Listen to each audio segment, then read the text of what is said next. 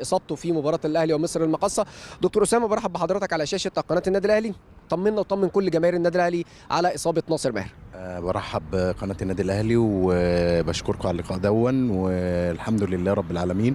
بطمن كل جماهير النادي الأهلي إن ناصر تعرض لخلع في كتفه الأيسر، ودي المرة الثانية. كانت المرة الأولانية مع بداية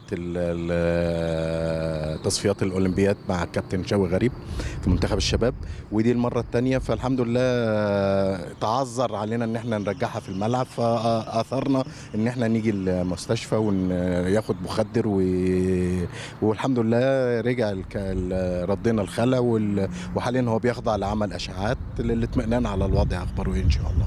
موضوع ان هو الخلع في نفس الكتف ده اكيد يا دكتور يعني ممكن يعمل مشكله للناصر، ولا بيتم التعامل معاه ان هو خلع جديد؟ لا، هو ما هو احنا ده بقى اسمه خلع متكرر.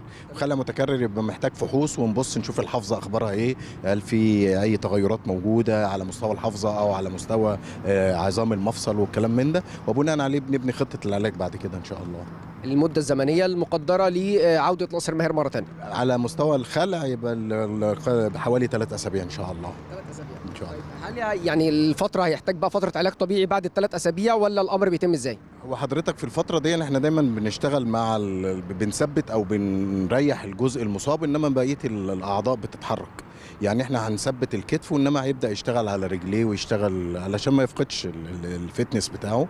وان شاء الله بعد ال3 اسابيع بيبدا يعمل شغل علاج طبيعي والكلام ده، ولكن بيبقى برضك موجود في الملعب. بنلبسه زي حافظ كده واقي للكتف، وبيبقى موجود في الملعب، بيبقى موجود في التدريبات ويعلي من الفتنس بتاعه لحد ما الامور بتبقى كويسه، وبعدين ينزل الملعب ان شاء الله. شكل الإصابة كان يعني مرعب شوية، الجماهير كلها اتخضت على ناصر ماهر. اتعاملت معاها ازاي في أرض الملعب؟ وحاولت لا الحمد لله الحاجات دي قابلناها كتير يعني، فقصه بس منه يعني متكرر.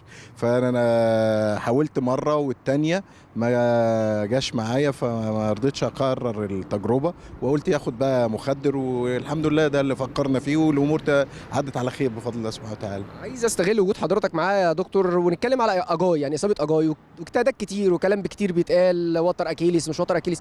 كابتن سيد قال لنا ما فيش الكلام دوت، برضه حطينا في الصوره اكتر وطمنا. كابتن سيد طمنا، عايز نطمن برضه من خلال حضرتك. الكلام كتير قوي قوي قوي، والاجتهادات كتيره جدا جدا، ومحدش عارف الصح فين. المشكله بتاعت كابتن اجاي ربنا يشفيه ان شاء الله، عنده خلع في الوتر الوحشي اللي هو خلف عظمه الشظيه، وده بسبب مشكلة في الرباط اللي بيسند وبيمنع التحرك بتاع هذا الوتر. واتعرض على أساتذتنا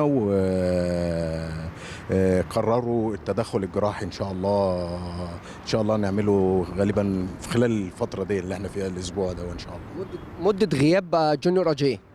غيابه ان شاء الله بتبقى تتراوح ما بين 2.5 3، يعني 3 اشهر، يعني ان شاء الله 3 اشهر ويبقى في الملعب بفضل الله سبحانه وتعالى. ان شاء الله ان شاء الله. بشكر حضرتك ونتمنى السلامه لكل لاعبي النادي الاهلي. يا رب العالمين. انا متشكر لكم جدا، ونسال الله سبحانه وتعالى يقينا شر الاصابات، ويمن على كل الناس بالصحه والعافيه ان شاء الله. شكرا. اعزائي مشاهدي ومتابعي شاشه قناه النادي الاهلي.